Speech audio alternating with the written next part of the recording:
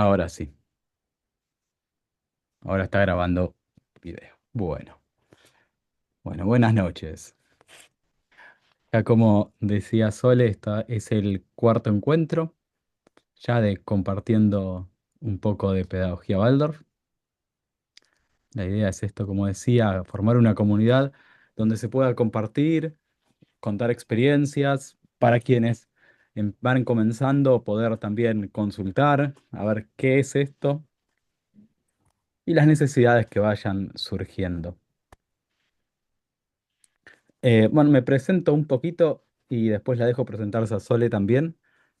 Em, Soy maestro Waldorf hace 18 años, más o menos. Soy ex alumno también, hice toda mi escolaridad en la pedagogía y estoy en la antroposofía hace unos 22, 23 años, más o menos. Em, bueno, doy clases en formaciones, hago asesorías pedagógicas, doy charlas, la sociedad antroposófica y abiertas generadas desde mí también.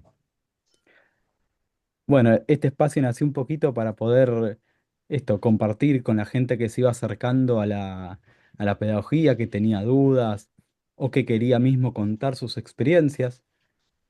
Así que bueno, comenzando esto, llegamos al cuarto encuentro. Sole se sumó también ahí no sé si en el primero o en el segundo, ahora no En recuerdo, el segundo. en el segundo. Así que empezamos a compartir los dos y se ponen buenos. La verdad que están buenos los encuentros. Sole, si querés contar un poquito. Bueno, un poco muy parecido. Soy maestra, además de otras cosas, porque me gusta siempre estar estudiando un poco. Trabajo ya hace también como 20 años en pedagogía y hacemos junto con otras colegas charlas, cursos, seminarios, asesoramiento en escuelas. Y en realidad lo que más me gusta es como estos espacios en donde podemos charlar y algo que nos convoca, me convoca mucho y en este sentido Josué siempre es un buen compañero, es ese debate acerca de los mitos que solemos tener en este enfoque pedagógico o en otros, que también los hay, ¿no? Y poder volver a mirar aquellas cosas que escuchamos, que decimos, que hacemos desde nuestro aquí y ahora, ¿no? Desde el lugar en donde estamos, cada uno en su región, cada uno con sus circunstancias. Y para mí la imagen es poder encontrar entre todos de alguna forma esa patria común que es la antroposofía y cómo se manifiesta en cada uno de nuestros contextos y de nuestros entornos. Así que me da mucho gusto hacerlo con Josué porque sé de la profundidad con la que navega en las aguas antroposóficas y los debates que buscan ese fundamento de lo que vamos entendiendo y lo que vamos haciendo, para que no nos quedemos en las recetas y podamos entender de qué va aquello que queremos crear, ¿no? Y hacer de verdad un arte pedagógico en este sentido. Así que bueno, siempre agradecida con Josué por gestar estos espacios y moverlos y motorizarlos y por todos los que se suman para que esto pueda suceder. Así que bueno, hoy tenemos ahí un tema bien interesante que nos va a traer Josué. Muy bueno el tema, la verdad. La idea es esa, poder exponer en cada encuentro, expongo algo, capaz que solo podés exponer el próximo, un poquito, y Sí, sí. unos minutos, perdón, No, no, sí, sí, que sí, está bien. El próximo podemos buscar algo y hago yo una parte. dale. Es una exposición cortita realmente, a ver si por ahí sirve como punto de partida de algo, por ahí no, por ahí van surgiendo otras cuestiones, pero está bueno siempre traer algún tema además, tema que se mueve un poco, el de hoy, que tiene que ver con la religiosidad en la escuela Waldorf. Antes de que arranque, Josu, me parece súper interesante las preguntas que van surgiendo, que puedan, si se animan a ponerlas ahí en el chat, para que también las vayamos después recuperando. Aunque sean, digamos, sentirse que uno de verdad puede preguntar lo que necesite preguntar, porque la idea de hacer esa comunidad de aprendizaje es que estamos todos aprendiendo y que la pregunta desafiante también nos sirve para revisar si lo hemos pensado desde ese punto de vista. Nada, quería como hacer ese aporte. Buenísimo, gracias. Voy a hacer algo.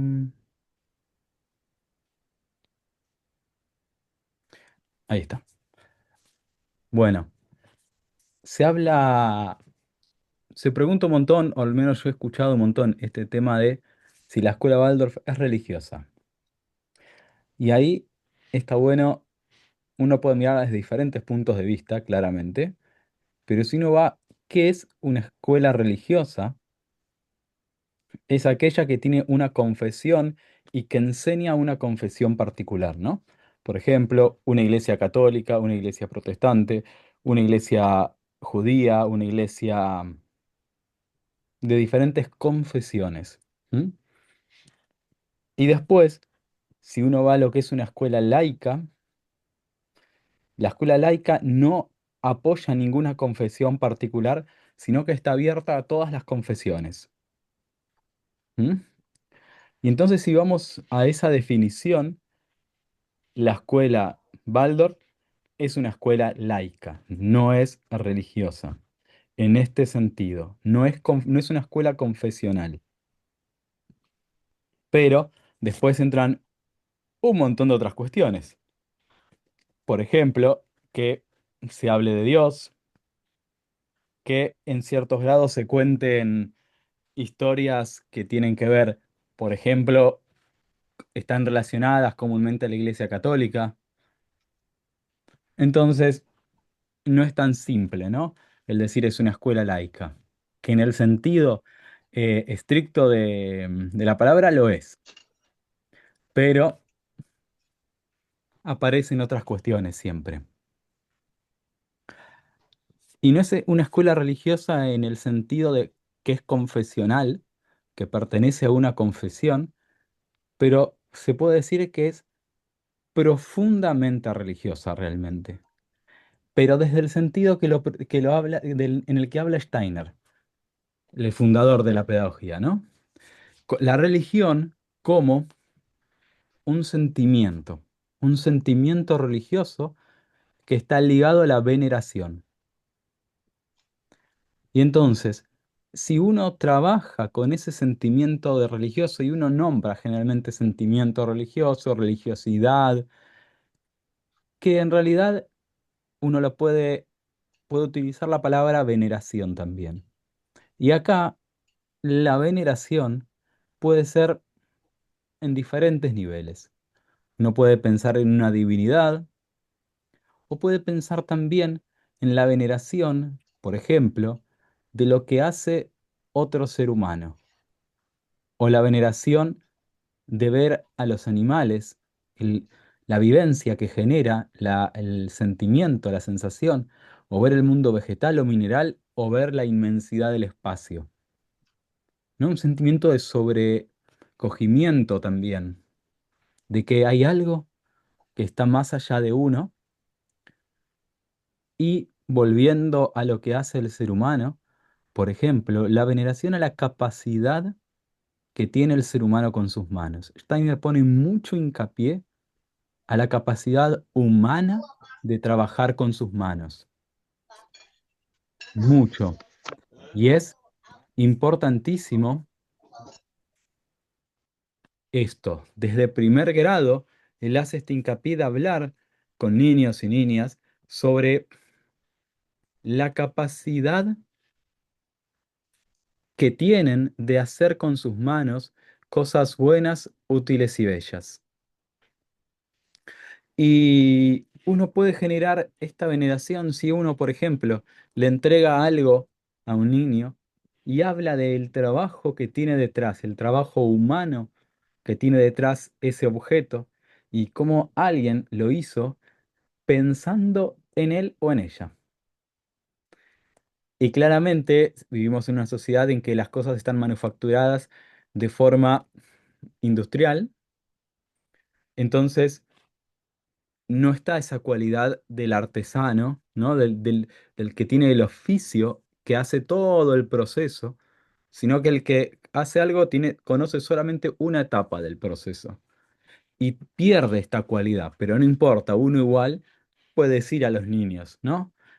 Que alguien hizo esto y sobre todo si hay algo que de verdad una persona hizo todo el proceso con sus propias manos, sobre todo traer eso, ¿no? Y eso genera vivencias también de cuidado. El niño va a querer cuidar más, va a tener esa sensación de cuidado cuando uno pone ese hincapié y genera ese sentimiento de veneración, admiración, de esa cualidad que le da esa capacidad que tiene el ser humano de crear. ¿No? Entonces, en ese sentido, podemos decir que es profundamente religiosa porque constantemente estamos buscando esa vivencia en el niño, esa vivencia de ese sentimiento religioso. Y vuelvo a decir, desligado en realidad de una confesión particular. ¿Mm? Y cuando se habla de Dios, no se está hablando de un Dios de una confesión particular, ¿no? Sino de una divinidad, que después podemos entrar cómo lo ve la antroposofía, pero no es el caso de hoy. Pero sigue habiendo. Uno puede siempre sumar cositas. Y por ejemplo, vemos por qué se cuenta historias de santos en segundo grado. Y esto es un tema que trae muchas veces ciertas repercusiones. Y lo mismo en tercer grado se narra el Génesis. ¿Mm? Y trae repercusiones, pero esto tiene que ver con acompañar procesos anímicos en el niño y no por querer traer una enseñanza de la religión propiamente, ¿no? Por más que hay imágenes fuertes que despiertan sentimientos de veneración, uno no está queriendo enseñar una religión particular, porque si pensamos en eso, si en cuarto grado, por ejemplo, contamos mitología nórdica, estamos queriendo enseñar la religión de los pueblos nórdicos. Y en quinto grado, cuando hablamos sobre mitología hindú, queremos enseñar hinduismo, queremos después enseñar em, sobre los dioses egipcios, queremos meter esa cultura. Y no, realmente no. Solo que cuando hablamos de mitología, de pueblos antiguos que ya se ha perdido, de dioses que ya no están presentes, no nos resulta, no nos choca. Nos choca cuando tiene relación con religiones que están presentes actualmente, ¿no? Pero si uno ve en el panorama, eso va acompañando cada historia, todas las historias que se van contando, procesos anímicos internos del niño en desarrollo. Y entonces está desligado de una religión particular. ¿Mm? Lo mismo cuando se habla del arabismo un poco más grandes, tampoco estamos enseñando, ¿no? Hablamos sobre Mahoma, sobre Alá, contamos y tampoco es que estamos enseñando. Em, entonces, ese es otro punto. Y hay un último punto que me parece sumamente interesante, que ya no es un tema en las escuelas, al menos en Sudamérica, que yo conozca, capaz hay alguna escuela que sí. En Alemania, por ejemplo, hay escuelas que siguen haciendo, que son clases de religión. Y hay otro tema más, perdón, que voy a ir ligado a esto. Cuando, cuando se funda la primera escuela, Steiner dice que en la escuela no se va a enseñar religión, no se van a dar clases de religión en la escuela.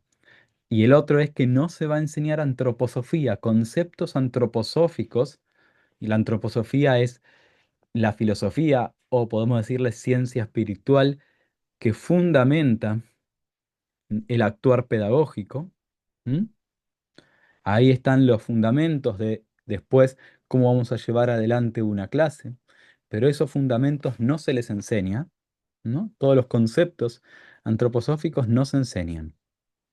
Los utiliza el docente para entender la naturaleza del ser humano y poder preparar las clases y dar las clases lo mejor que uno puede.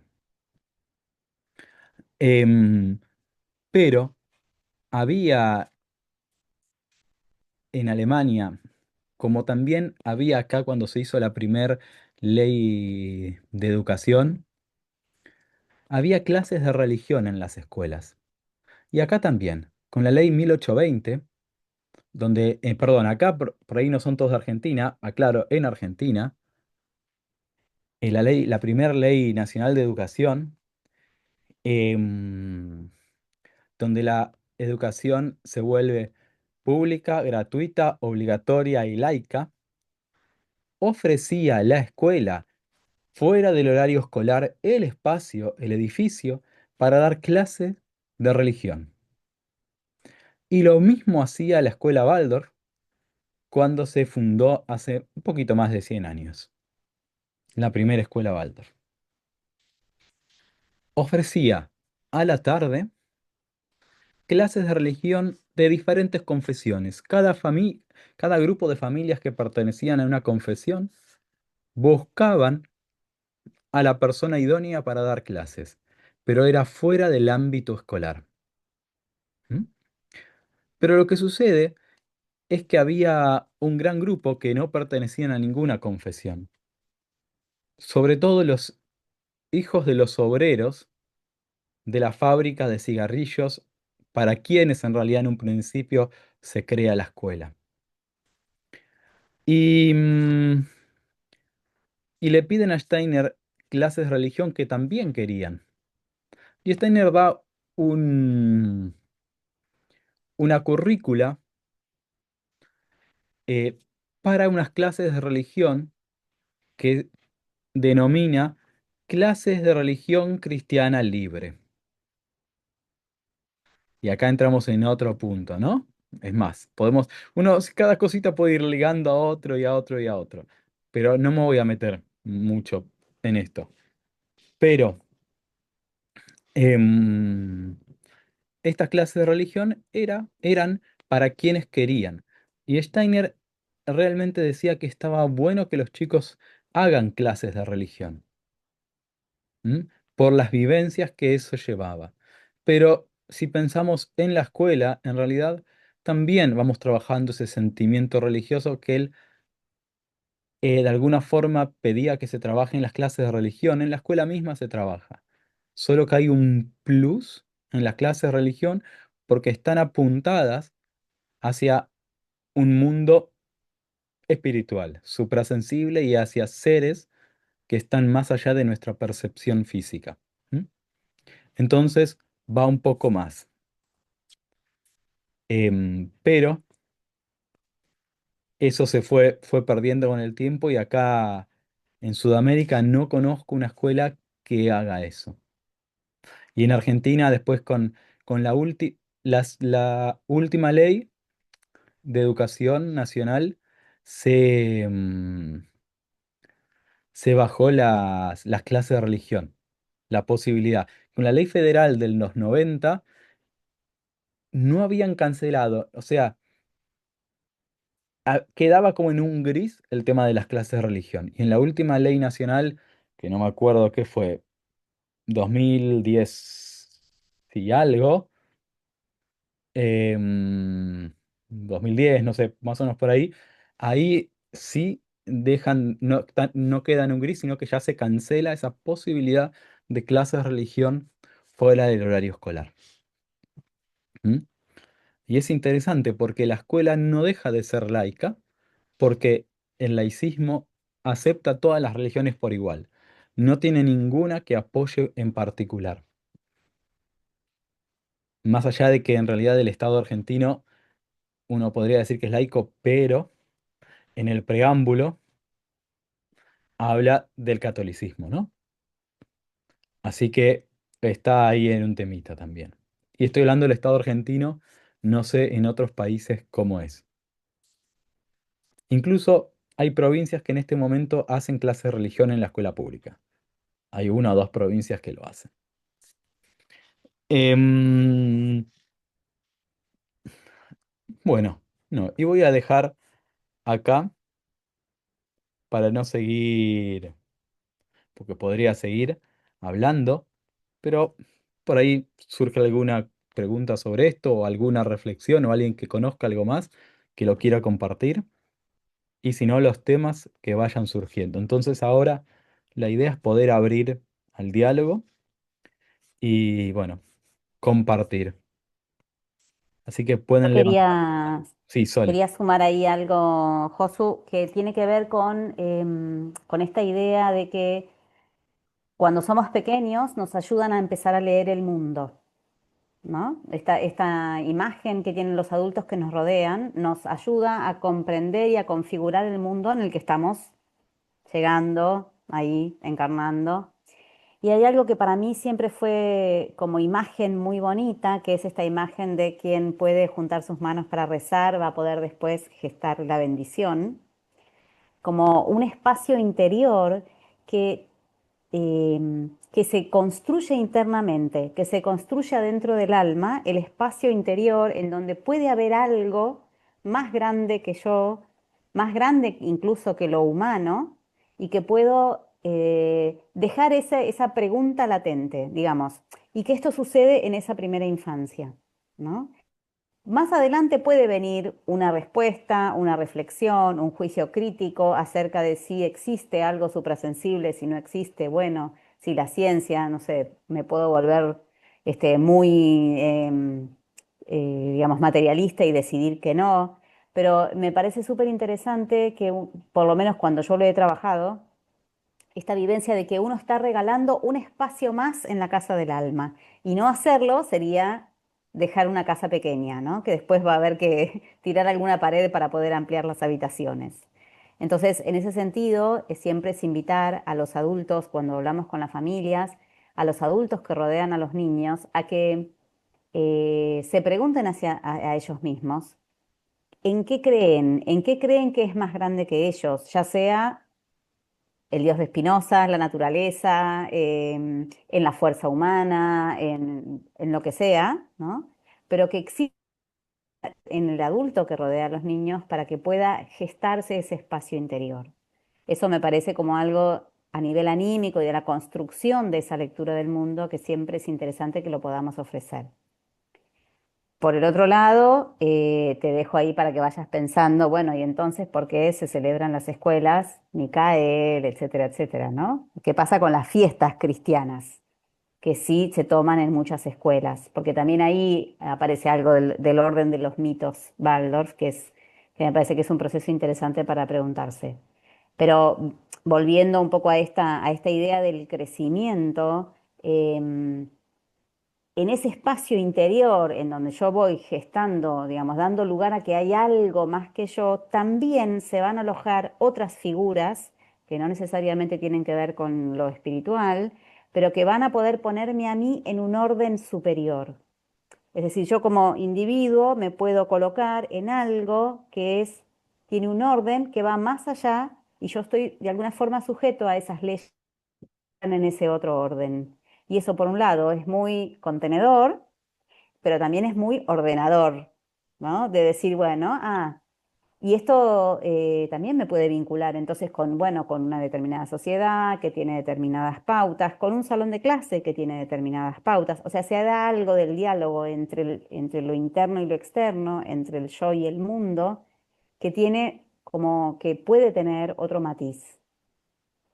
Y todo esto para mí tiene que ver, se vincula con este espacio en donde yo soy yo y hay algo más que yo que está en el mundo y que me contiene, ¿no? Y me ordena.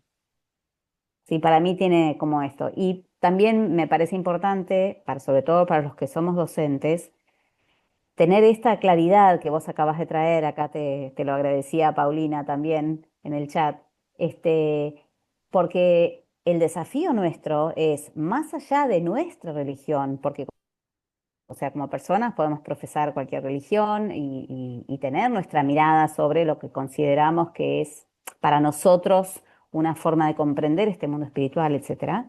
Entonces, cómo nosotros tenemos que estar alertas, despiertos, para que no sea esa bajada de línea de, cuando cuento las historias del Antiguo Testamento o el Génesis, en realidad te estoy diciendo lo que es verdad y cuando narro la mitología nórdica, no, es solamente una mitología. De ahí hay como un cuidado interior, un resguardo interior que tenemos que tener para poder tomar esto que vos explicaste al principio, es decir, estamos acompañando procesos evolutivos, dándoles imágenes que Steiner nos invita a verlas, a nosotros moverlas y reflexionarlas para que sean un acompañamiento. Entonces, que no se nos escape a nosotros. Ahí, ese gesto confesional sería, ¿no? En términos de lo que vos decías recién.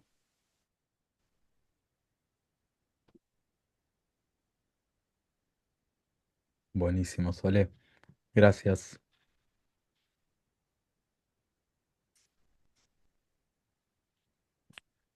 ¿Hay alguien que quiera compartir algo?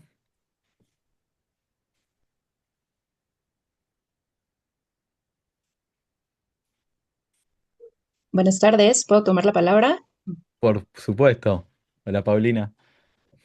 Saludos, mucho gusto a todos. Gracias, Josué, gracias, maestra y compañeros que están conectados. Eh, Había visto que se reunían, pero no había tenido oportunidad de poderme conectar hasta hoy y me parece el tema sumamente profundo, además de interesante y necesario de abordar en los que pues tenemos esta inspiración en el Waldorf o como ustedes la formación completa. Eh, Quisiera como comentar un poquito antes de la pregunta, parte de mi experiencia en el acercamiento a la pedagogía brevemente, para poder entonces hacer a partir de mi experiencia un cuestionamiento, porque llegué a la conclusión de que entonces muy probablemente las escuelas Waldorf sean laicas de inspiración antroposófica, ¿no? Porque hay otras escuelas laicas que no tienen como acercamiento espiritual. Y pues mi experiencia ha sido que hace 10 años, en el 2014, pude tener la oportunidad de tomar el primer módulo en el CDA en Cuernavaca y de ahí, aunque yo no pude terminar toda la formación, me mantuve en comunicación, digamos, con una mentora Waldorf o con varios compañeros también de la línea antroposófica, en escuelitas de educación alternativa y justo en una donde duré 6 a 7 años trabajando, vi que parte de la misión y visión de la estructura tenían como cierto recelo justo, aunque éramos practicantes a la par, los directivos o fundadores del hinduismo, a que se hiciera proselitismo, ¿no? Y no un claro respeto de la educación a través de los valores. Y había como talleres que teníamos de inspiración, por ejemplo, en Freinet, o hacíamos propio modelo, bueno, en su momento con los directivos, y hablábamos de la educación con valores. Nos comentabas al principio, Josué, de venerar, ¿no? Que Steiner lo remarcaba o recalcaba para nosotros con las 3 R's: ritmo, repetición, reverencia, tener reverencia hacia ese alguien o algo superior.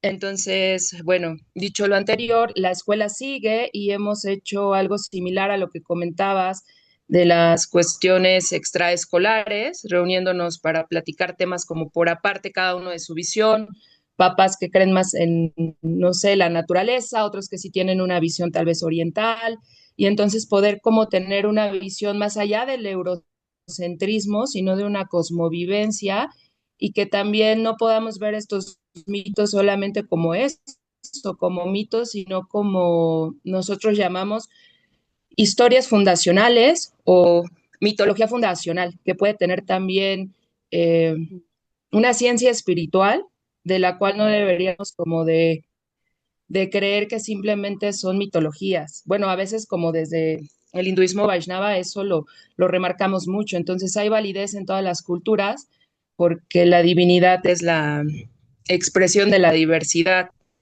Tal vez desde el cristianismo se ha coartado mucho eso. Creo que no así en la antroposofía, más bien Steiner tuvo a bien recuperar la parte mística y es muy bueno que él hablara en sus libros de teosofía, de antroposofía, de religión, de reencarnación, de tantos temas que se dejaron de lado por cuestiones históricas. Entonces, bueno, dicho lo anterior, quisiera preguntar, y ya con estos comentarios, ¿cómo consideran entonces que es esta escuela laica o cómo deberíamos de ser los que nos inspiramos en el Waldorf para tener justo esta mirada más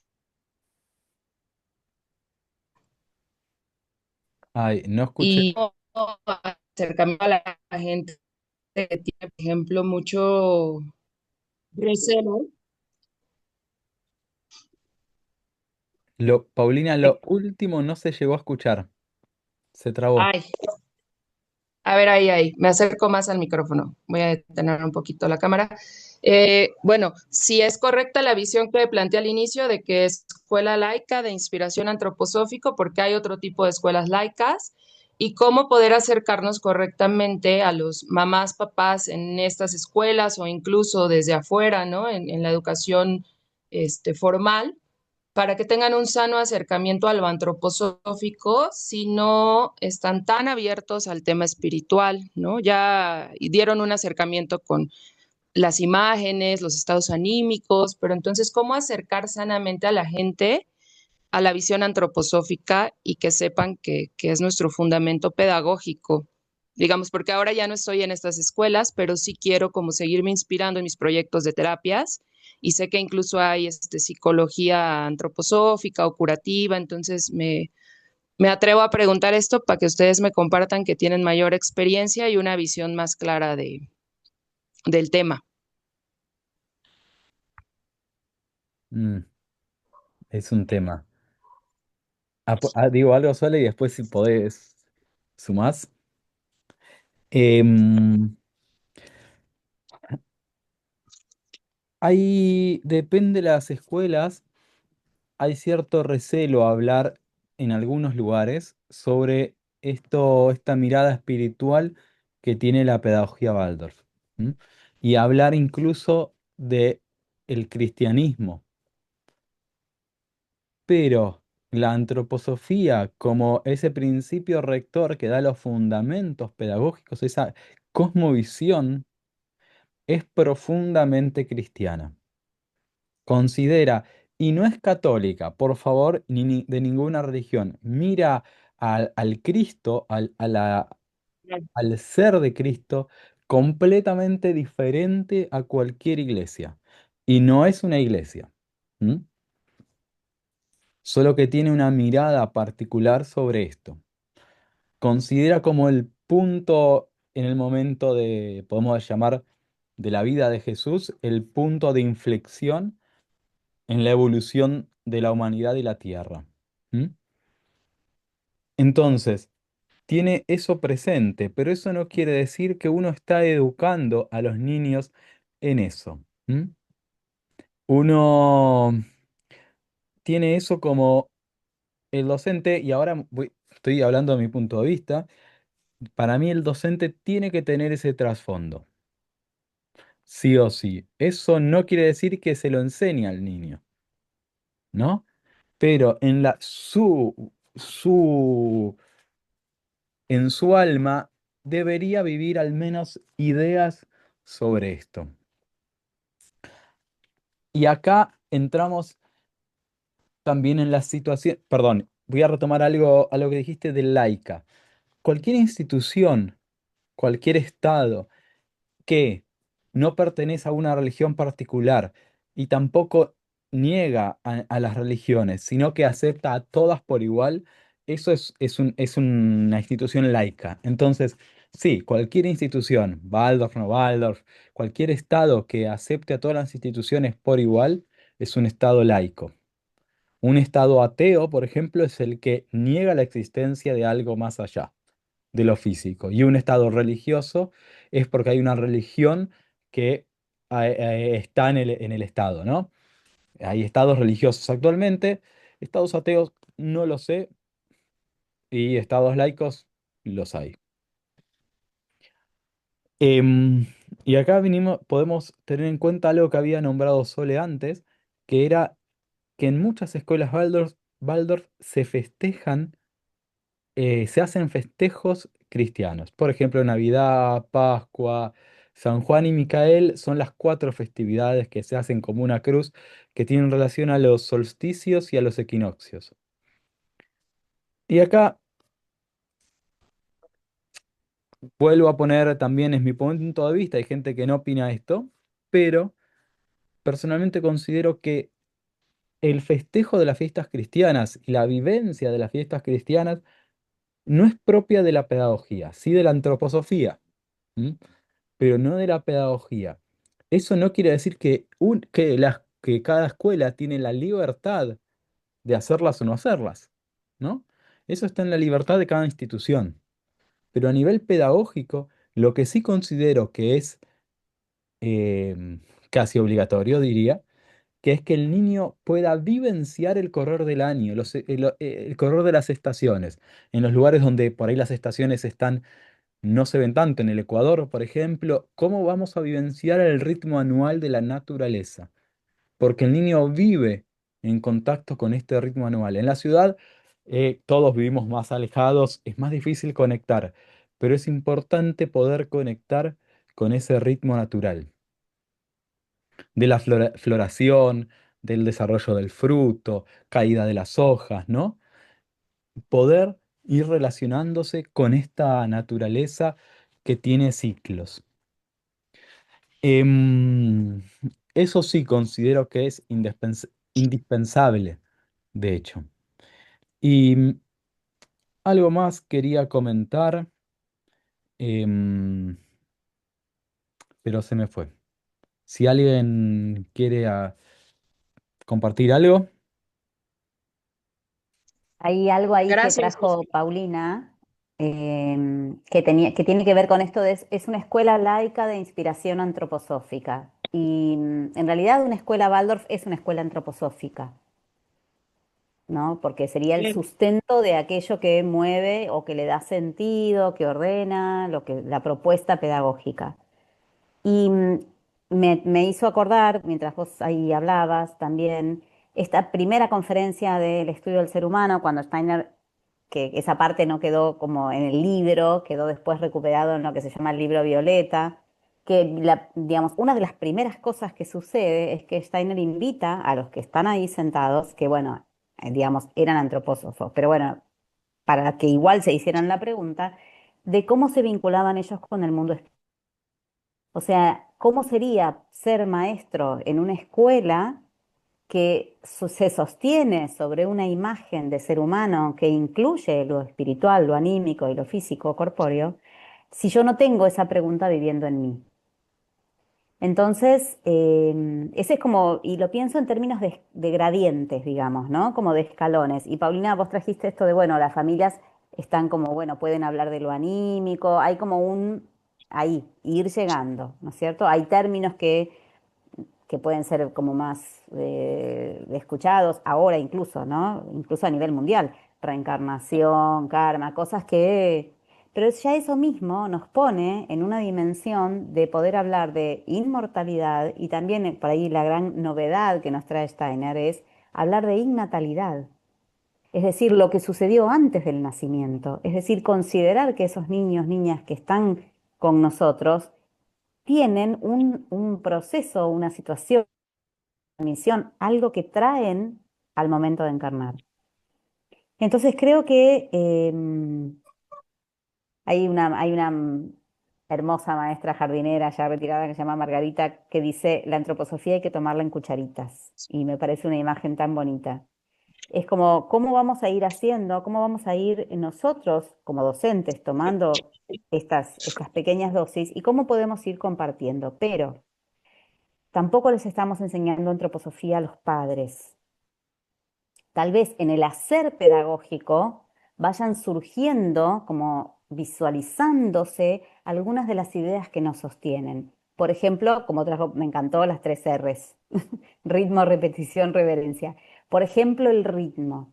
Pero eso no es que nosotros nos paramos y decimos, bueno, ahora el ritmo y sacamos el dedito o lo que fuere, sino lo hacemos y se ve. Y ese resultado sanador del ritmo es el que después le da fundamento a eso que dijo Stein. Sucede como al revés, porque en realidad nosotros hacemos el estudio de la antropología antroposófica, leemos las conferencias, nos preguntamos, meditamos, nos cuestionamos a nosotros mismos y después hacemos arte pedagógico. Y lo que compartimos es eso, es el arte pedagógico que después se ve del otro lado.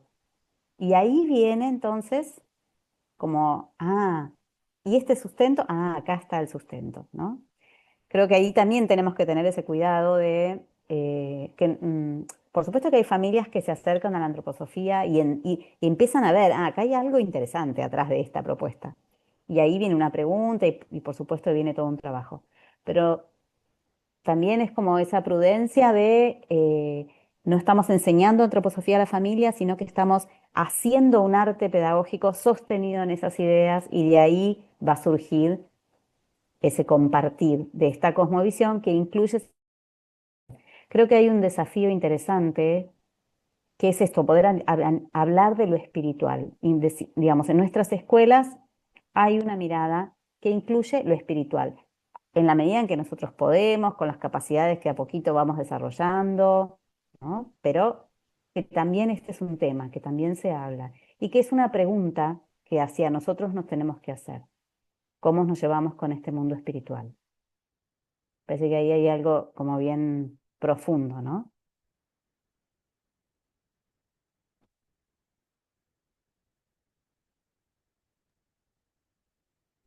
Buenísimo. Y me acordé lo que se me había olvidado antes.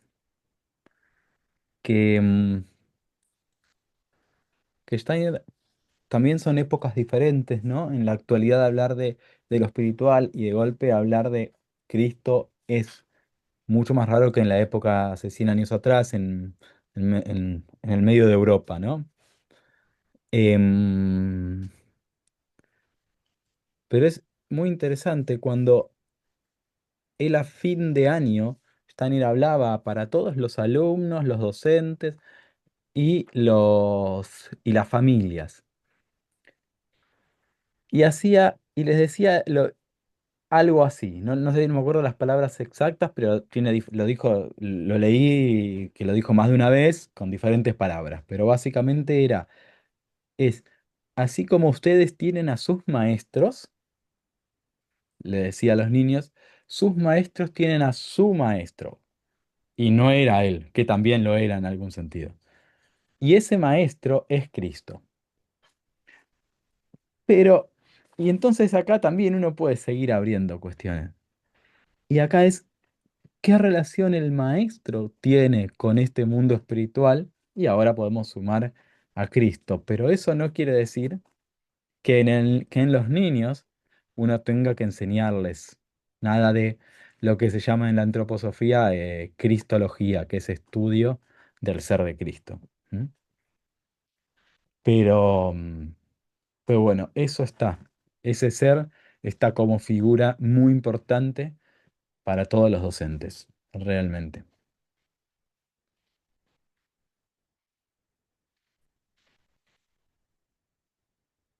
Yo quería traer acá también este tema de las fiestas cristianas unirlo con esto que trae Paulina también de el salir del europeocentrismo, de la colonización a través de la pedagogía, eh, y invitarnos a todos a mirar en la página de la sección pedagógica del Goetheanum. Hay muchos trabajos que están empezando a hablar de, porque esto sucedió hace unos años, la gran expansión de la pedagogía Waldorf en Oriente, en China, en India, etcétera, sobre todo en China.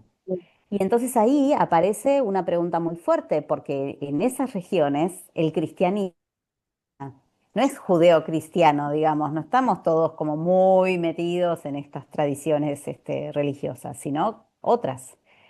Y entonces viene ahí una pregunta bien interesante acerca de cómo acercarnos a la religiosidad de esos pueblos, que también Claro. está sucediendo un poco aquí en la región andina, por lo menos lo estamos viendo en Argentina cada vez más. Por ejemplo, ahora estamos en agosto, en el mes de la celebración de la Pachamama, y entonces empieza a haber un acercamiento a las religiosidades locales, a que tengan un espacio, a que tengan, y que ya tiene que ver con esto de poder ser maestros de nuestros espacios y de nuestros tiempos, digamos, ¿no? Entonces, esto que en la región andina es tan potente, ¿no? Por ejemplo, en Brasil, en las fiestas joaninas, juninas, que son las de San Juan y San Pedro, creo que es San Pedro y San Pablo, bueno, un montón que se hace alrededor de la fiesta de San Juan. El pueblo brasilero no es solamente San Juan, son varios. Y esto se celebra en las escuelas y tiene que ver con las tradiciones propias de su región. Entonces, de vuelta, ahí vuelve para mí esta imagen que tengo, que es como, bueno, más allá de la nube, de los mitos y de lo que fue llegando a través de los colonos que nos trajeron la pedagogía, porque también fue a través de esas comunidades alemanas que fueron migrando o de determinadas personas, cómo atravesar eso que está teñido de sus propias vivencias, porque era lo genuino para ellos, para llegar a esa patria espiritual que es la antroposofía para todos y de que desde ahí pueda llegar a nuestros lugares. Y ese es el ejercicio que cada vez más está como clamando, que incluso está clamando desde la Sociedad Antroposófica Central, desde la Escuela Libre Superior, o sea, es este ejercicio de sigamos avanzando. Sigamos reflexionando, meditando, buscando, haciendo este lema que está atribuido a Steiner. No encuentro aún la cita textual para poder decir, solo aquello que por medio de mi trabajo se transforma en mí mismo, sana, libera y nutre al niño, ¿no? Porque ese es el desafío, que se haga verdad en nosotros, que se haga carne en nosotros, para que entonces podamos compartirlo.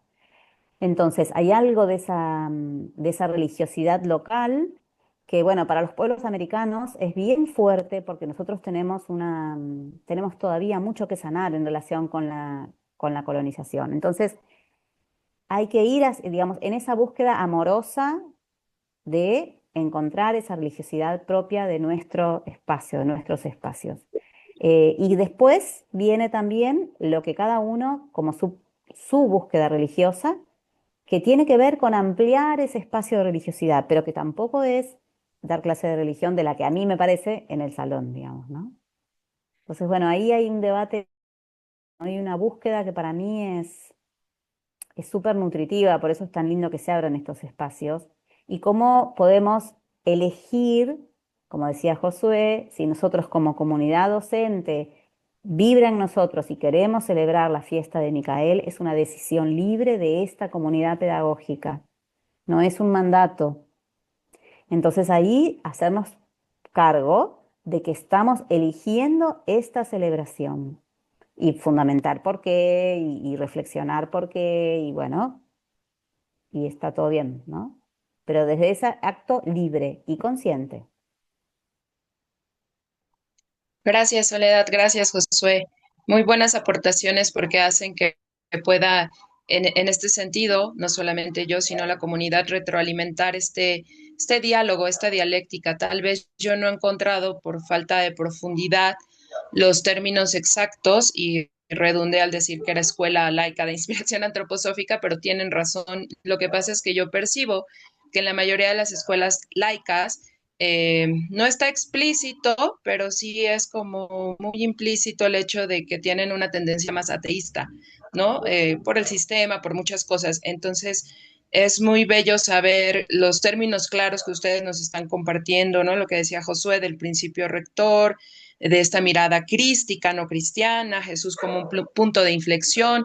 Y creo que sí hay algo que he podido como recuperar de los Vedas o del Vaishnavismo en esta doble mirada, digamos, de mi práctica y luego de llevar a lo pedagógico, es justo esta reconciliación que mencionas de la conquista de los pueblos indígenas de la náhuac con la fuerte herida de conquista que hubo en su momento. Entonces, el Vaishnavismo dice que la religión o que la fuente suprema no es solamente monoteísta ni tampoco es panenteísta, es ambas, ¿no? O sea, mono del uno, panen del todo. Y esta mirada la tiene también la antroposofía y es sanadora y es reconciliadora.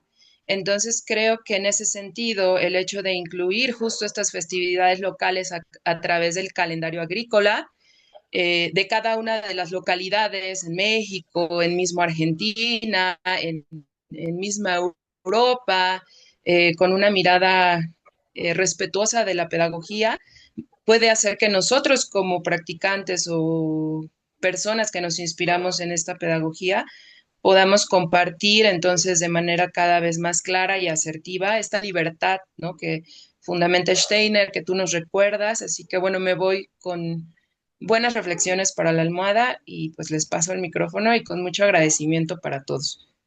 Gracias, gracias. Gracias, Paulina, nos trajiste un tema bien interesante.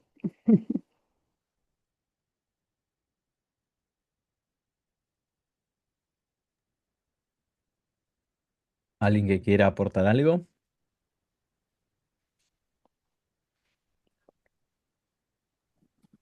Hola, a mí me gustaría, Hola María Fernanda. Ay, buenísimo. Tenés el micrófono apagado. gracias. Si se pudiera hablar de lo que mencionaste acerca de segundo, donde el tema de los santos, porque creo que a veces, bueno, a mí me tocó dar segundo el año pasado y a mí me chocaba un poquito este tema, porque pues la verdad no lo entendía, que era, bueno, sí entendía la parte que a nivel anímico, había una figura que admirar para los niños o que venerar, pero como yo no entendía al 100% y no tenía tiempo, la verdad, de meterme a un estudio porque tenía 3 grados en el mismo salón, entonces, pues metí otras historias como eran puras niñas, pues metí historias de mujeres que cambiaron el mundo, historias interesantes de, de estas mujeres. Y pero sí me gustaría ahora como entender esto de los santos, ¿por qué, por qué se eligieron a ciertos santos o es cualquier santo? Em, ¿Qué es lo que anímicamente el niño necesita de esa parte? Esa sería como mi pregunta. Bueno, ahí yo voy a hacer un pedido, ya que me das la oportunidad, María Fernanda, para que leamos la historia de Martín de Porres, que es un santo peruano, mulato, y que traigamos también esa mirada. Pero bueno, a ver, la idea digamos, saber que la idea de la vida de Francisco, la vida de Martín de Porres, la vida de Clara de Asís, ellos no sabían que eran santos cuando vivían. Todavía no, esa data no la tenían. La categoría de santos la coloca la iglesia como un título honorífico, ¿no? Una cualidad que se les otorga por haber sido personas con determinadas características. Y entonces, si yo miro eso, digo, bueno, pero esto se entiende porque antes de las leyendas de santos, que es interesante que se dice leyendas de santos en la pedagogía también es, narré las fábulas. Entonces, para entender las leyendas de santos, necesito saber que antes, o necesito haber narrado antes las fábulas. Entonces, miremos un poco las fábulas. Ahí de Florencia y Alexis, que dice que le cuesta un poco entender la pedagogía hablando de los santos. A ver si con esto ayudamos. Las fábulas nos traen una mirada de la polarización de la realidad de algunas características a través de la personificación de animales. La astucia, la bondad, la perfidia, todas, digamos, todas cualidades que se ponen tan polares que toman hasta forma. Y son esos aspectos nuestros que podrían, si se ponen tan polares, llevarnos a esas situaciones en donde nos volvemos un poco más animales, ¿no? Nuestro yo pierde dominio. Entonces, en esa polaridad de las fábulas aparece como resolución, como síntesis, ¿no? De la hipótesis y de la antítesis, aparece la historia de santos. Entonces, no estamos contando en realidad historias de santos, estamos contando historias de seres humanos que lograron integrar esas dificultades, esas polaridades y transformarse de tal manera que se pusieron al servicio del prójimo y sacaron de sí el mayor aspecto de humanidad que tiene que ver con el altruismo.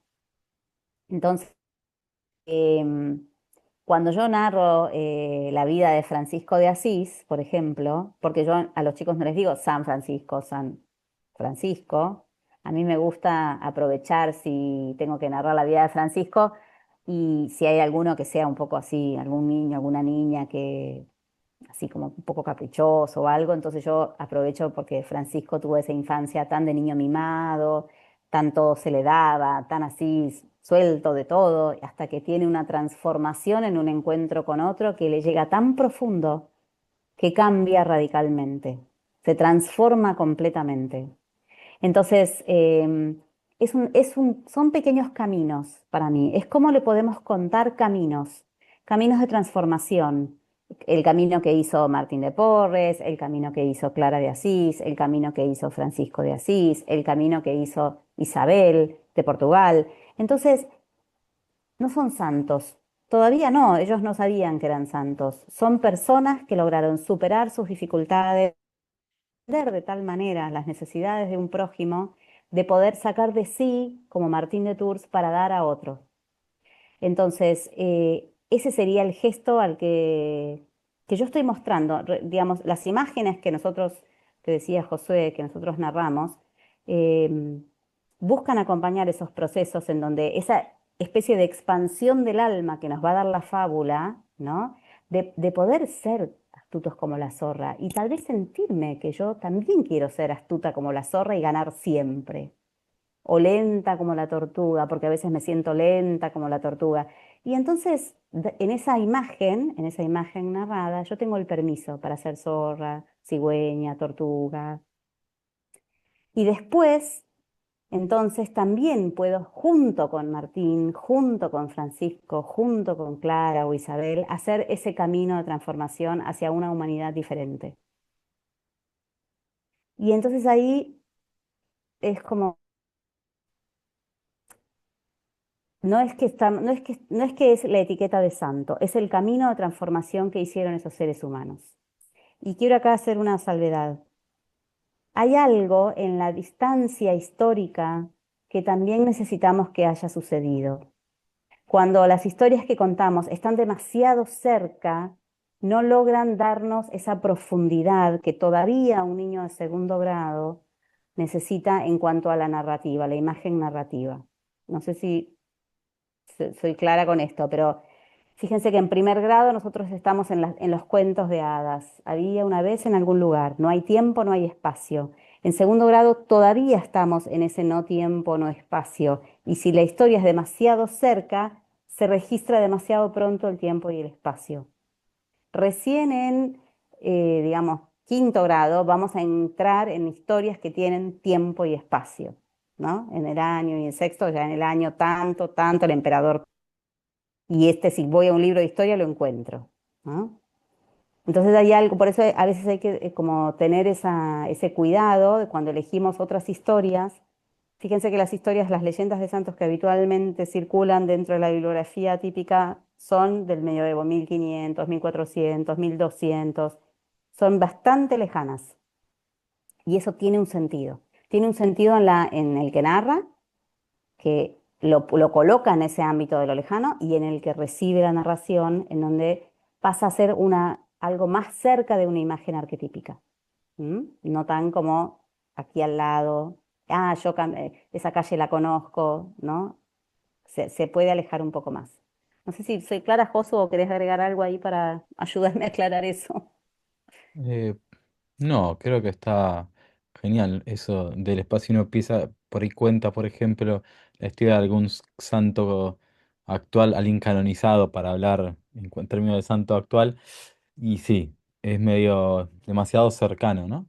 Como imagen. Em, y uno no necesariamente tiene que elegir un santo canonizado por la Iglesia Católica. Si alguien encuentra una persona que haya tenido un cambio en su vida, que haya hecho este esfuerzo que decía Soledad, se haya transformado, ¿no? Eso es suficiente. No tiene por qué ser un santo canonizado. Y además hay santos que, o sea, no da a contarlos también. No, los santos mártires, todos los mártires, no. No, o sea, hay que elegir, hay que poder elegir, revisar, leer ir eligiendo en eso. Sí, hay algo ahí interesante, que es que tiene que tener sentido para mí. En ese sentido, respeto a Fernanda, que vos dijiste esto no tenía sentido para mí, no lo puedo narrar. si no tiene sentido para mí.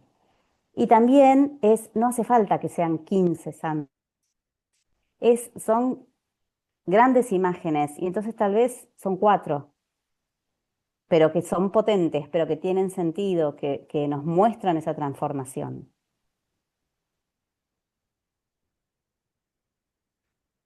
Ok, muchas gracias. Entonces, primero es recomendable que en la narrativa sean las fábulas y luego como parte de la narrativa sea la leyenda, perdón, pues sí, las leyendas de los santos.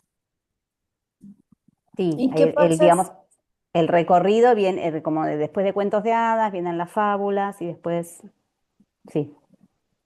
¿Qué pasa si un niño me pregunta, porque me han preguntado, pero en la cuestión de la narrativa de tercero, me preguntaron que si esas historias fueron realidad, que si pasaron en verdad. Y pues es difícil contestar esa pregunta porque, bueno, yo me respondo a mí misma que son historias que, como las leyendas, que hay parte de verdad y parte que igual no sucedió.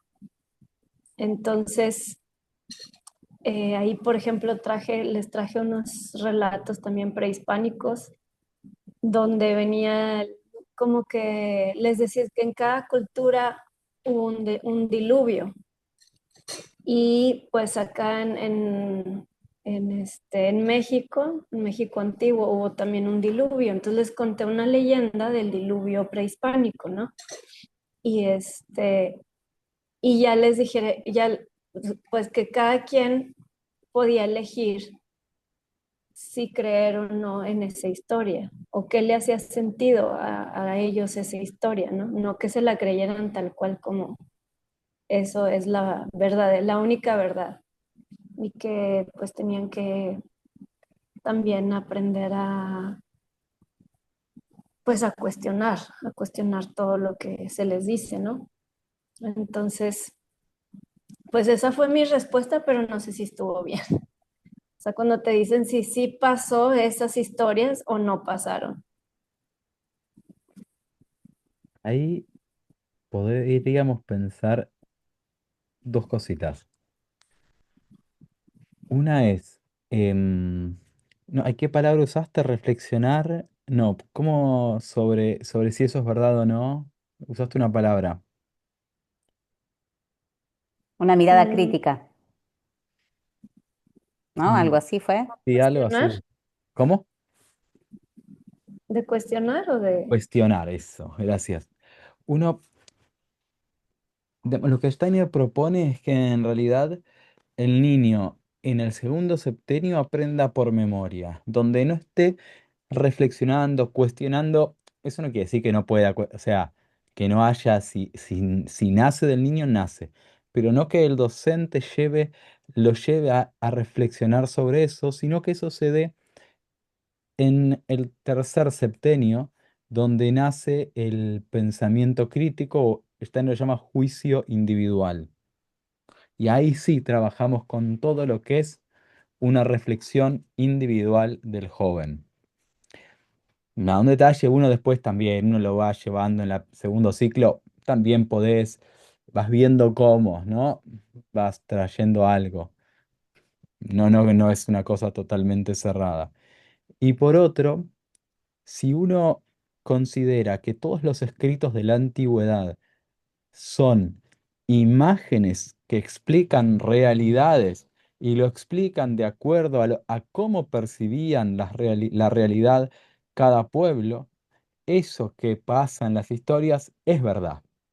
Es verdad lo que pasa en el Génesis, es verdad lo que pasa en la mitología nórdica, es verdad lo que pasa en los egipcios, cuando hablan de todos esas imágenes, ¿no? Que los dioses, todo lo que va sucediendo, es una realidad. Incluso podríamos pensar que el diluvio que está en la mayoría de las culturas es la última vez que hubo una, cuando se descongelan los hielos, ¿no? Después de la última glaciación, donde los hielos se derriten y el agua sube, ¿no? Incluso podríamos ver en relación a lo histórico propiamente como un hecho concreto, ¿cómo se llama? Bueno, un hecho que se puede percibir, podríamos pensar, Medible. Ujú. ¿cómo? Medible, sí, Medible. Ujú. exacto. Podríamos pensar que eso tiene que ver con esa última desglaciación, sería, ¿no? Bueno, derretimiento de los hielos de la última glaciación. Nada, para ir pensando, uno lo puede, es una cuestión a siempre estar reflexionándolo.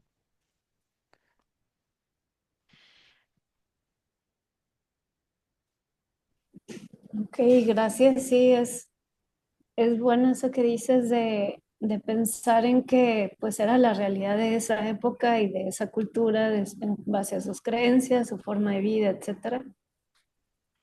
Y pues no sabía eso del pensamiento crítico que se da hasta tercer septenio. O sea, yo pensé que es bueno que pues desde pequeños se cuestionen, ¿no? Se cuestionen por qué el cielo es azul, no sé, cosas así, a lo mejor más sencillas, que muchas veces cuando, por ejemplo, mis hijos me cuestionan cosas, pues yo no les doy respuestas, les digo, pues tú qué crees, o sea, investiga la respuesta para que pues ellos sigan imaginando, ¿no? Este, Sí, igual acá quiero tomar esto que decía Josué, no es que no hay una curiosidad, una búsqueda de explicaciones, digamos, lo que pasa es que las formas de responder a eso son diferentes, entonces tal vez en los niños más pequeños habrá una experimentación, habrá un probemos, a ver cómo lo podemos comprobar, y en los más grandes sí aparece este proceso reflexivo de mi opinión acerca de si esto es o no es. ¿No? Por ahí antes es algo que va más desde como lo puedo tomar o no lo puedo tomar, cómo lo percibo más en términos de lo anímico, ¿no? Porque estas historias a mí también me pasó como, bueno, pero esto es verdad, digamos, ¿no? Y yo muchas veces dicen que dicen los que saben mucho, ¿no? Como esta idea de la tradición oral, de que son historias de que vienen de cuentos de muchos, muchos, muchos años o de hace muchos miles de años, y entonces se fue contando. Y entonces ahí puedo darle ese marco de esto es verdad en el que lo narró por primera vez, ¿no? Porque es como decir los cuentos de hadas son verdad y bueno, en algún punto traen una imagen arquetípica tiene su sentido, tiene su raíz, su fundamento. Entonces, bueno, un poco uno se va metiendo ahí. Y hay otro momento más adelante en donde, bueno, aparece, como decíamos, la narrativa se vuelve más año, fecha, nombre, digamos, se empieza a ordenar desde otro lugar y entonces ese es el camino que esto sucede a partir de quinto, porque la construcción de los procesos cognitivos que nos van a llevar al juicio empieza desde el movimiento del jardín, o sea, en realidad es toda una construcción que se va a ir dando para que lleguemos hasta allá. Entonces, bueno, em, cuando estemos en esos grados, en quinto, en sexto, vieron que en la currícula empieza a aparecer, en sexto aparece física, en séptimo aparece química, como esa mirada más analítica del mundo y también ahí nos vamos confrontando con una forma de aproximarnos mucho más desde la razón, desde el pensar. ¿Mm? Entonces, bueno, ese navegar entre el hacer, el sentir y el pensar propio del nivel primario digamos, nos pone en estas preguntas de, bueno, si es verdad, si no es verdad, y a veces uno tiene que encontrar esa manera de dónde es verdad para mí, ¿no? Para mí era esto, yo podía decir con certeza, eh, me lo contó una persona que sabe mucho, ¿no? Entonces, y lo tomo y lo pongo ahí en la tradición oral, digamos, ¿no? También. Acá dice, Yorani dice, mis niños me preguntan si la Madonna es un santo como los de la iglesia. ¿Es bueno decirles el sí o el no? Entonces es que muchas veces nosotros nos pasaba, cuando estábamos en Juana, ahí en la escuela Juana de Arco, que hacíamos las visitas nuevas y una de las cosas que tratábamos de que sucediera era que vieran en las salas la imagen de la Madonna, para que surgiera la pregunta acerca de esta imagen en particular. Y Y viene como este gesto, uno busca en esa imagen de la Madonna, el gesto arquetípico del cobijo, expresado, bueno, en una obra de arte como como la que es esa pintura en particular. Y yo creo que acá,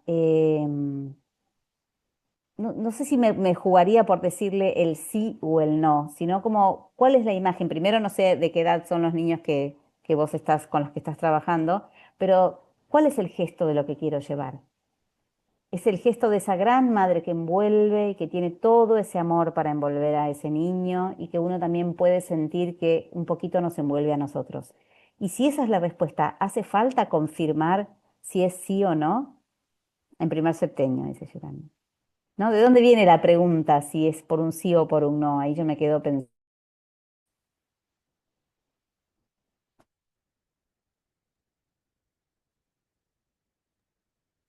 Soledad, una pregunta.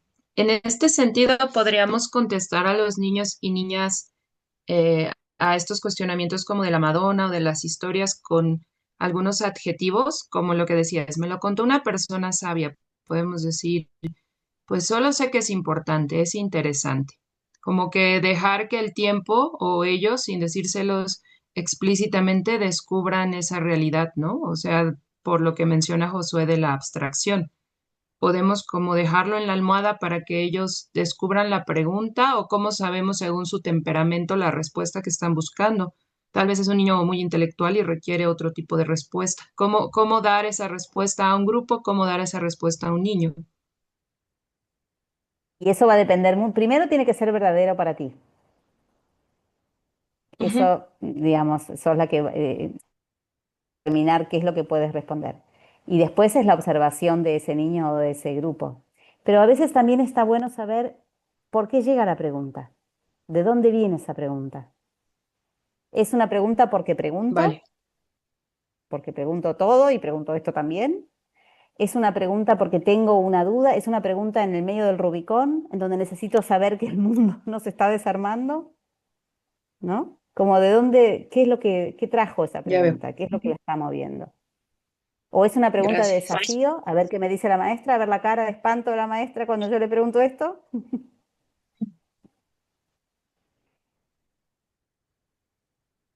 Perdón, voy a retomar Gracias. algo, si algo todavía de un mensaje de antes, no sé si está. Ah, sí. Florencia y Alexis que decían, perdón, pero me cuesta un poco entender la pedagogía hablando de los santos y la religión. ¿Quieren agregar algo más a esto de qué es lo que, qué es lo que les mueve esto? Si es a la pedagogía en general, o a la pedagogía Waldorf en particular, o bueno, eso, si quieren aclarar algo más.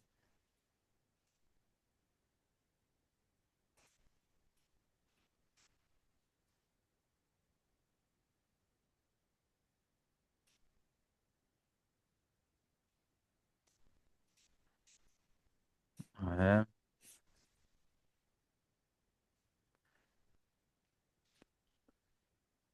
Bien. O sea, ¿cómo? Perfecto. Ah, listo. Ahí voy entendiendo. Sí, depende, a veces los encuentros de golpe pasa esto, se va acá, y hay otros en que va, es más puntual a unas cuestiones bien escolares, depende cómo disparan. No, por favor, no hay ningún problema con eso. Algo más largo, igual podemos ir hacia otro tema tranquilamente, si es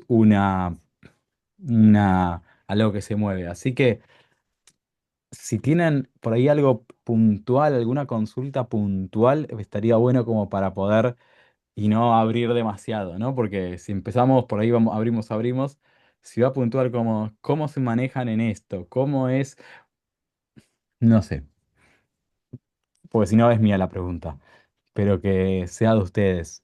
Y mientras voy a leer, si pueden hacer Sí, eso, esta de genial. José, justo esa es re puntual. Ah, mira, nosotros como somos padres de un niño autista y queremos conocer la pedagogía para ver la posibilidad de cambiarlo de colegio. Bueno, es, es re interesante, se trabaja, hay casos de integración digamos, y para mí está buenísimo. Hay que ver si la escuela lo puede abarcar, digamos, no es de golpe, puede haber un montón de chicos en esta misma situación y es difícil abarcarlo, pero, pero la metodología en sí acompaña un montón. En el caso del autismo, de las dislexias, de un montón de situaciones que puedan que puedan tener los niños y la verdad que es impresionante cómo acompaña. Ahora habría que entrar en situaciones como muy puntuales de, bueno, en esta situación, en esta otra, cómo. Em, a ver, cosas generales, como ver si sirven. El maestro generalmente acompaña desde primero a séptimo grado. Las áreas, las 4 áreas principales no se dan durante la semana todas las áreas, sino una misma, una misma área durante 2, 3, 4 semanas, 1 hora y media a la mañana. Bueno, 2 horas es como la hora principal, pero la clase es 1 hora y media de contenido. Después hay otros espacios también en esas 2 horas de lo que se llama hora principal. Bueno, uno podría estar contando esas situaciones. Sí, está bueno. Quieren hablar y así se genera por ahí un diálogo más, como más puntual.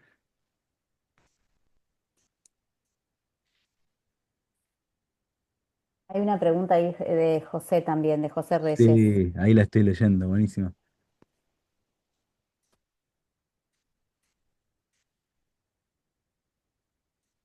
Hola José.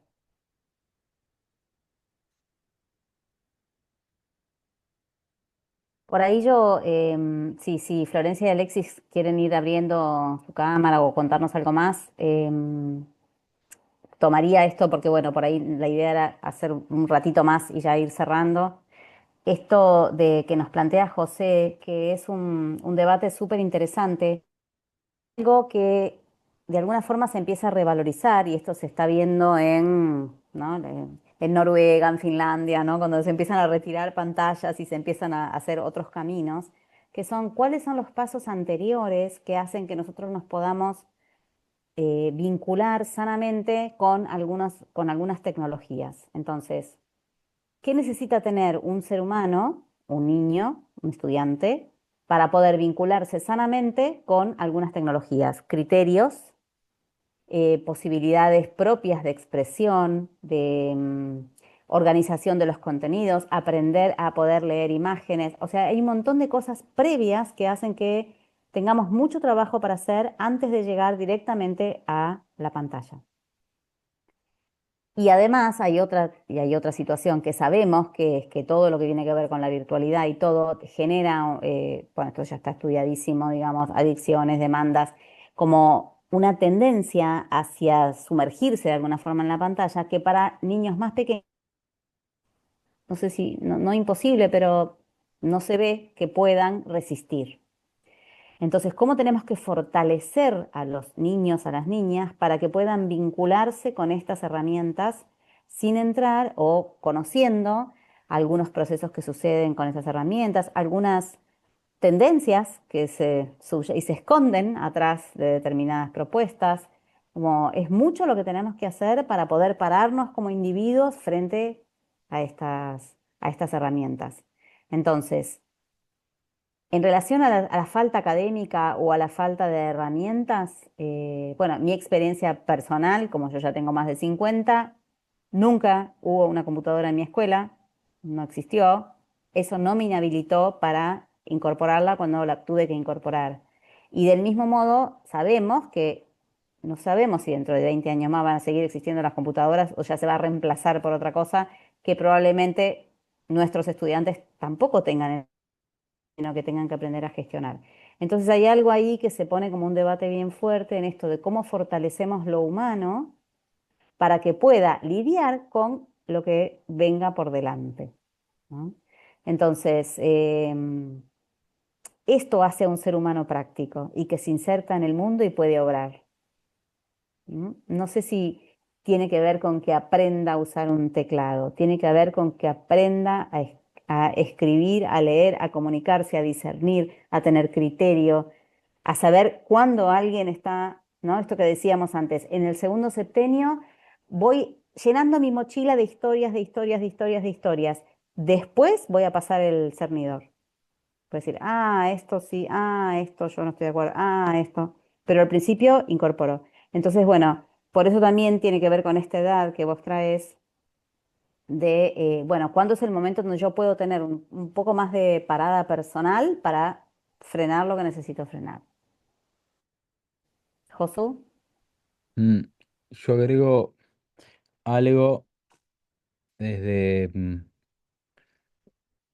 hay una situación en las escuelas que generalmente, sobre todo en Sudamérica, vuelvo a aclarar porque en Estados Unidos, por ejemplo, y en Europa no pasa lo mismo, hay cierto rechazo a la tecnología, ¿no? Pero no, en Europa trabajan mucho más con la informática y en Estados Unidos también. Hay un tema, cuando uno va enseñando de acuerdo a las etapas evolutivas, ¿no? Y en el primer y el segundo septenio, enseñar todo lo que tiene que ver con la informática todavía no están listos para eso. Pero en el tercer septenio considero, y digo considero, que tiene que haber una enseñanza de sobre la informática, pero no a enseñar a utilizar programas, por ejemplo, sino realmente a empezar de la base de cómo nace, cómo se forma una computadora, el hardware, el software e incluso programación y lenguaje de programación, ¿no? Como bien desde lo base, para, sobre todo para entender cómo el aparato funciona. ¿M? Stanley pone el ejemplo de la tecnología de la época, ¿no? Por ejemplo, el tranvía, dice entender cómo funciona el tranvía. Bueno, tranvía no tenemos, ¿no? Ya. Queda alguno, en algún lugar del mundo hay algunos, pero de hecho en Buenos Aires tenemos, en Cava, tenemos uno que sigue dando vueltas, hace una vuelta cortita, como para de paseo nada más.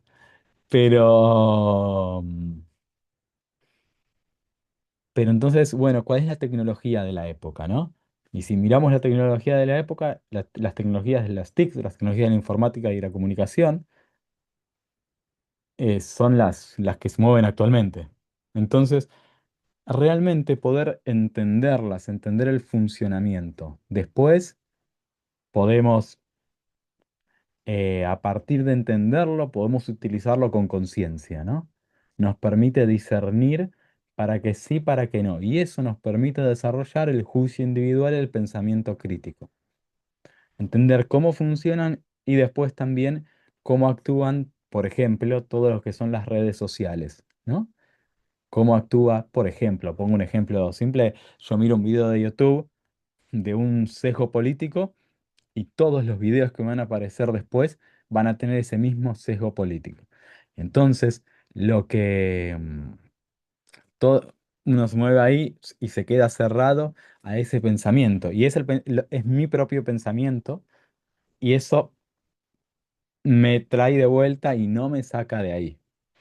Entonces, realmente, si uno aprende cómo funcionan los algoritmos, por ejemplo, que está detrás de eso, te permite después decir, bueno, pará, sí, y esto a ver si lo cambio y puedo ver algo que piense diferente. Ahí viene, ahí viene. Te sacó el algoritmo, Josu. Se desconectó. ¿Sí? No. Bueno, igual se escuchó hasta el final. Sí, sí, sí, nos permite, o sea, comprender el algoritmo nos permite, y estabas ahí. Sí, esto, tener libertad y llegar a un pensamiento crítico realmente. Y yo quiero agregar ahí algo, ¿no? A veces nos pasa en quinto, sexto, séptimo grado, donde empezamos con trabajos de investigación o búsqueda de información, que bueno, ya no hay más enciclopedias en casa, todo sucede a través de Google. Entonces, bueno, también a veces se hace necesario ese enseñar a mirar, enseñar a decir, bueno, a ver, ¿cuál es la fuente que me dice esta información? ¿De dónde, no? Porque los chicos traen copio y pego o copian y y entonces, a veces esto de registrar al que está del otro lado diciendo lo que está diciendo, escribiendo lo que está escribiendo, bueno, es algo que a veces necesitamos hacerlo antes, porque como estamos pidiéndoles a ellos que puedan armar algo, buscar una información, buscar un tema de interés, bueno, también necesitamos trabajar un poquito ese tema de las fuentes de la información y poder diversificar, es decir, una fuente puede ser Internet, bueno, pero también una entrevista, pero también un libro de texto, pero también un cuadro, porque si no, de vuelta lo mismo, todo queda acá y se empobrece. Entonces, bueno, ahí viene otro aspecto también. Buenísimo. Bueno, estamos ya como para ir cortando. Por ahí vamos a hacer otro seguro próximamente, otro encuentro más para quien quiera participar. Y aprovecho y tiro un chivo sobre en septiembre, el primer jueves, empiezo a dar unas clases tarde para Argentina, 22 horas, de 22 a 23, sobre como una introducción a la pedagogía Waldorf, desde los fundamentos de la antroposofía hasta llegar a la práctica. Es como básico, no es una formación, por favor, para nada, es solamente un acercamiento a esta mirada del ser humano y su puesta en práctica pedagógica. ¿Mm? Como para quien le interese acercarse un poquito. Una hora por semana, eh, bueno, eso. 3 meses este año y el año que viene vemos si continuamos, porque da para un montón. Así quien También quiera ahí, puede. Josu, vos has dado una charla sobre la religiosidad en las escuelas, ¿no? Sí, Con más profundidad, o sea, dándole más tiempo. Por ahí, si ese interés está, también es interesante hacerlo. Los de contacto, Josu, están en, bueno, no sé, los ponemos acá, ponerlos en el chat. Yo pongo también sí, mi dato de contacto.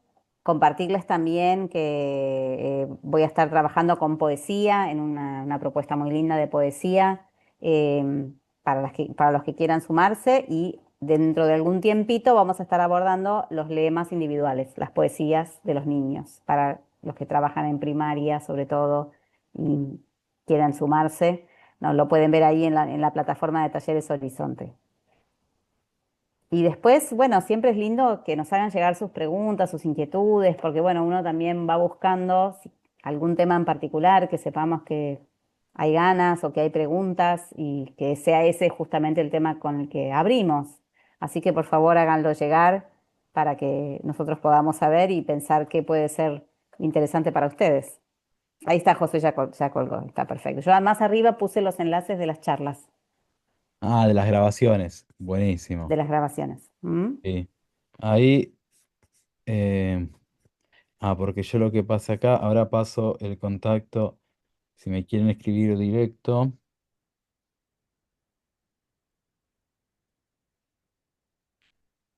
ese es para escribirme WhatsApp.